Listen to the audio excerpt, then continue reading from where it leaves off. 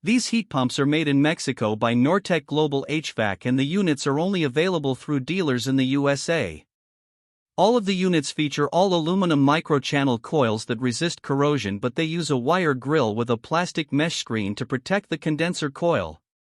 That does not do very much to protect the coil fins from mechanical damage due to hail or debris from lawnmowers.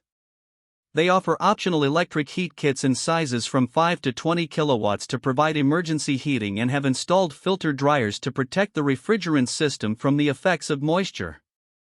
These heat pumps use R-410A refrigerant, which is not as environmentally friendly as brands that use R-32.